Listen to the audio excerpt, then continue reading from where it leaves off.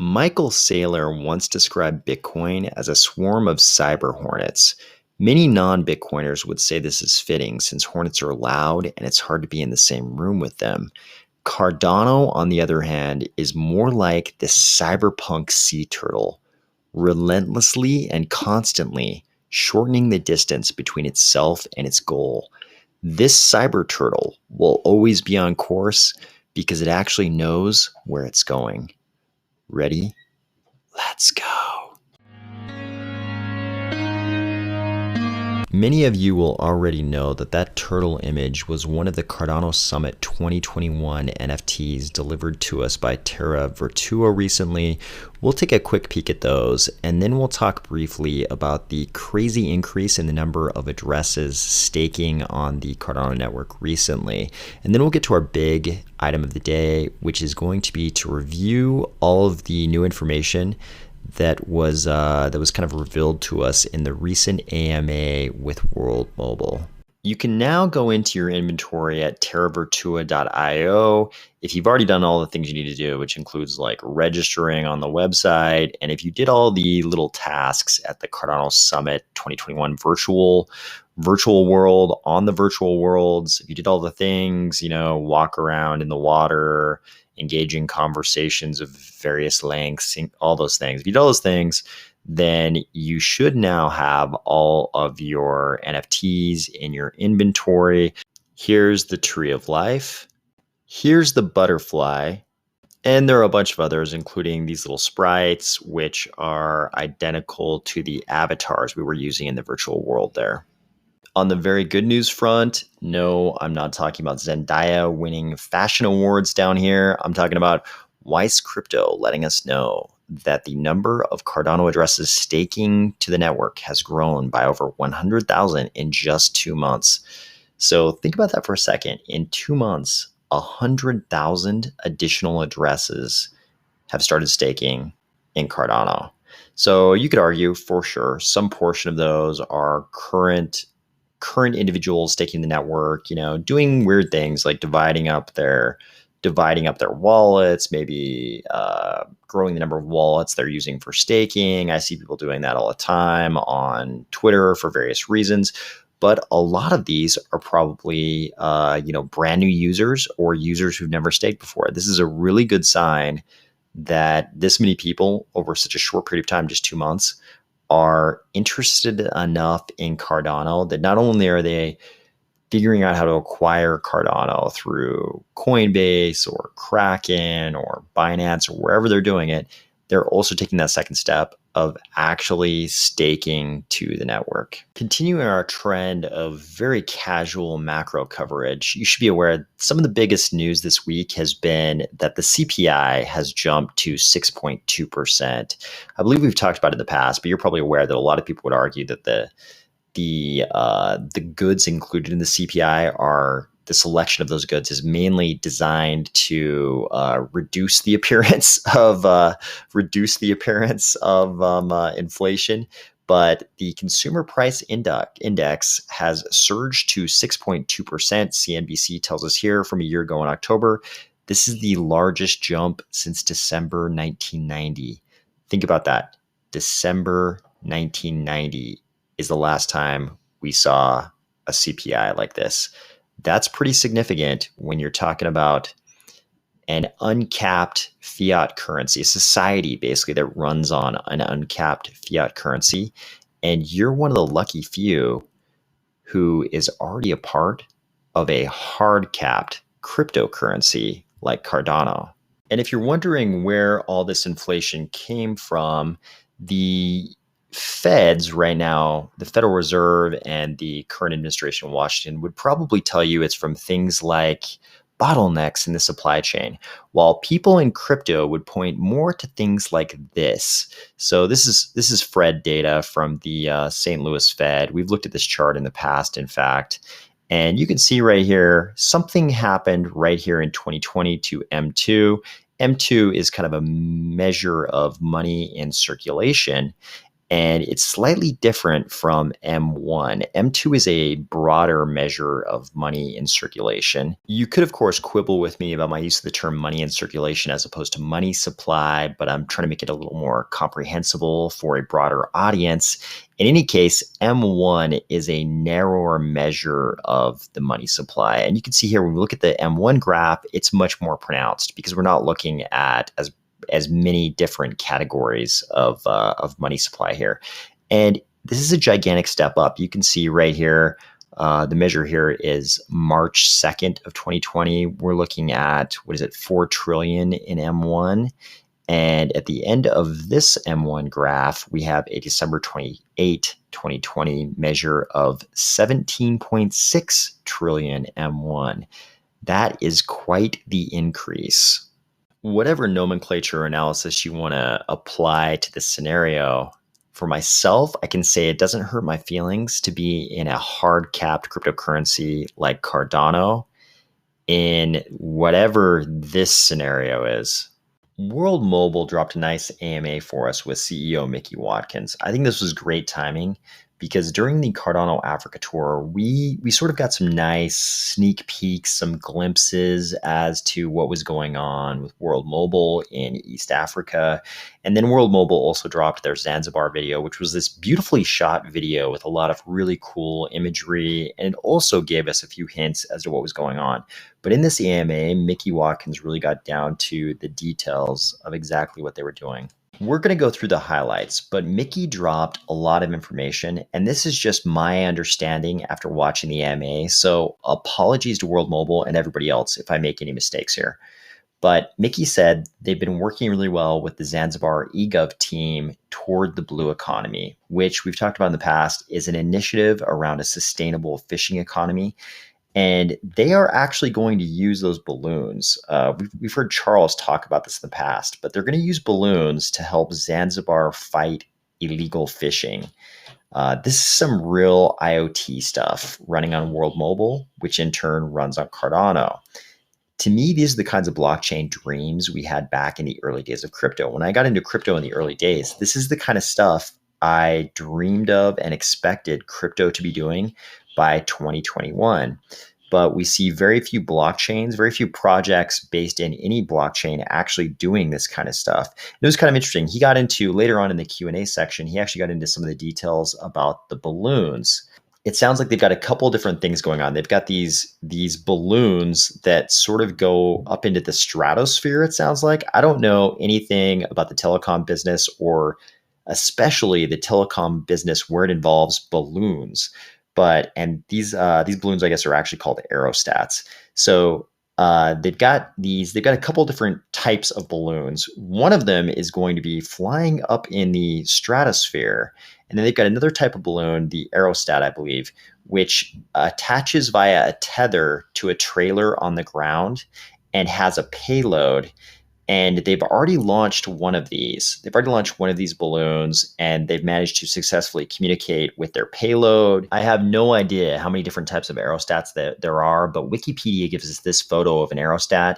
If this is anything at all like what World Mobile is flying around with a payload attached to it, and that's all running on World Mobile, and World Mobile runs on Cardano, this is all fantastic in my book. And in this case, the balloons are going to be used to help the government of Zanzibar to fight illegal fishing. If you're interested in having a sustainable fishing economy, you have to control how much is harvested by your fishing fleet. And of course, in the developing world and in every part of the world, really, there are always going to be fishermen who will want to exceed their allotment, the amount of fish they're allowed to take. So part of having a sustainable fishery, a blue economy, is making sure there's no illegal fishing going on. So this is great to see out of World Mobile. Mickey also mentioned a potential crypto conference in Zanzibar, and that it could be with a world-class partner, and that it may happen. He said, don't hold me to this, but it may happen like April or May of next year. That's pretty promising. He didn't give any hints as to who the world-class partner was, but sounds pretty interesting. The last time we heard this, I think, was at the Cardano Summit, And it turned out, in the case of Cardano and IOHK and IOHK mentioning this, that it was the Dish network. And so all of a sudden we were talking about millions and millions of users. So Mickey says, hey, maybe a conference in Zanzibar next year, late springish. Maybe we'll have a world-class partner with us. Sounds pretty promising. He says they've also identified 100 additional potential sites to expand their mesh network in Zanzibar. After Zanzibar, they're going to go to Kenya. It sounds like some things are lining up with the potential for multi-millions of users for connectivity and identity in Kenya. And they've also got a memorandum of understanding with a payment gateway provider with 300 to 400,000 users who could be onboarded. They're also waiting to hear back on their mobile network operator and ISP licenses in Kenya. Mickey said they're designing a massive mesh network just outside a major city in Kenya. They're also working on something having to do with public transport. And he said they're developing relationships with the Microsoft Airband team and also a Google X project. I had to look those up. It turns out the Microsoft Airband project is, Microsoft tells us, an initiative to bring the internet to everyone. And they're hitting on a lot of the same things we always talk about with this connecting the disconnected mission of World Mobile. So right here, they're telling us the same things we hear World Mobile saying. Nearly half of the planet's population currently lacks any form of internet connection. Millions, even in the US, lack access to reliable high-speed internet at home. So this seems very consistent with the mission of World Mobile. Google X is also interesting and a little bit mysterious. Here, Wikipedia tells us that X Development LLC, formerly called Google X, is an American semi-secret research and development facility and organization founded by Google in January 2010. Now operates as a subsidiary of Alphabet. X has its headquarters about a mile and a half from Alphabet's Googleplex in Mountain View, California. Work at X is overseen by entrepreneur scientist Astro Teller. Check out his title, Captain of Moonshots. If connecting the half of the world, the half of the human race that doesn't have connection currently is the mission of World Mobile, I would call that a moonshot. And I like the idea that they're talking to a team that is led by a guy called the Captain of Moonshots. Sounds awesome. Microsoft and Google, it goes without saying, these are gigantic tech companies. These are those giant behemoth tech companies that everybody in crypto is always worried about, jumping into the crypto scene and wrecking everything. But there's another side to that coin. If a company like World Mobile can form a relationship with either of these two teams at Microsoft or Google or both, and their objectives are aligned with World Mobile's, it seems like this could only accelerate the achievement of that goal of connecting the unconnected. So I think this is a fantastic thing if they can create any kind of a relationship with either of those two teams. I think this is only going to help everything that World Mobile and Cardano are trying to do in the developing world. Mickey also mentioned that he's been in Dubai talking with a well-known mobile network operator. The way he said it made me think that this is probably a little bit more significant than he was really letting on. And the significance of this might be in the identity of that mobile network operator. I think we'll have to wait and see if we find out who that actually is. During the Q&A section, people asked some pretty good questions. One of the questions was, is World Mobile going to go to developed countries like Australia? He said, absolutely. South America, he said, sooner than you imagine. He mentioned expanding into some rural areas of Spain. He talked about Project Taara from Google, which is kind of an off-the-shelf system, and that World Mobile loves to use off-the-shelf systems where it's practical. When you Google Project Taara, you find this website, and it's sort of the byline in the Google search sort of says Project Taara, comma, the Moonshot Factory, and the address is x.company. So I'm assuming this is Google Project X as well. And they brand this as Taara, expanding global access to fast, affordable internet with beams of light. The website tells us planning and digging trenches to lay lines can be time consuming and costly, and rough terrain can pose physical challenges. Here's where it gets interesting. They say a potential solution to this problem arose during work on Project Loon. So, what was Project Loon? The Loon team needed to figure out a way to create a data link between balloons that were flying over 100 kilometers apart. The team investigated the use of wireless optical communications technology. So, this sounds familiar. Who else is using balloons for internet access? That would be World Mobile. That was everything that Mickey was talking about. They say, after experiencing some early success in the stratosphere, again, this sounds a lot like what World Mobile's doing. They say it's like fiber, but without the cables. Taara uses light to transmit information at super high speeds through the air as a very narrow, invisible beam, some kind of a laser. Apparently, this all came about because they were doing this in the stratosphere with balloons, and then they began to wonder, would it be possible to apply some of that science to solve connectivity problems down a little closer to Earth? So this is all really interesting. This is very similar to what Mickey was describing. It makes me wonder how deep the growing relationship between Google Project X and World Mobile is already. We don't know. Hopefully, we'll find out in the future. But this sounds interesting and maybe promising. So Mickey did mention that the problem with using lasers like this is that when it rains, you've got a problem, because obviously, if you're shooting a laser some distance and water droplets keep interrupting that laser, it's going to be problematic. And he said, because of the rain issue, you have to have some kind of a fallback mechanism to transmit the data. And obviously, I'm guessing in these parts of East Africa we've been talking about, that rain is actually a thing.